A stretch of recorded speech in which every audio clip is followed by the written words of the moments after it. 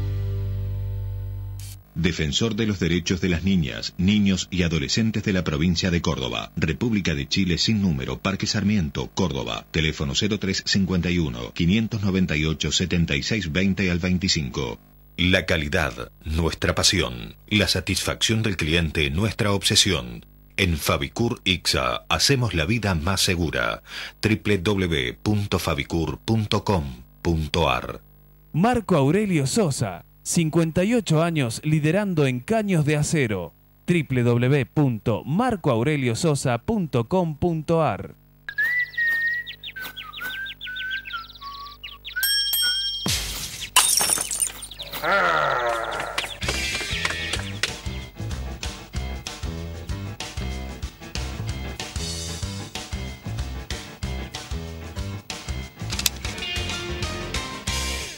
La MUNI te recuerda que muchos trámites los podés hacer directamente online, en cualquier computadora. Ingresando a www.cordoba.gov.ar podés solicitar copias de actas de casamiento, nacimiento y defunción, iniciar la habilitación de tu negocio, registrarte como proveedor, consultar multas municipales, informarte sobre vencimientos e imprimir tus cedulones, entre otras gestiones.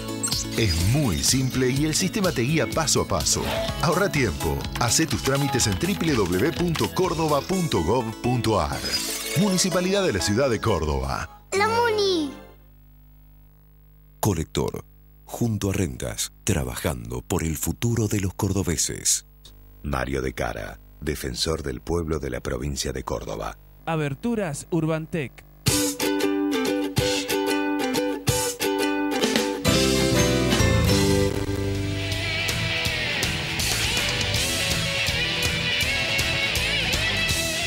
Estuvimos esperando a Alfredo Blanco, pero por un problema personal no ha podido llegar, así que nos despedimos hasta la semana que viene. Que tenga buen fin de semana.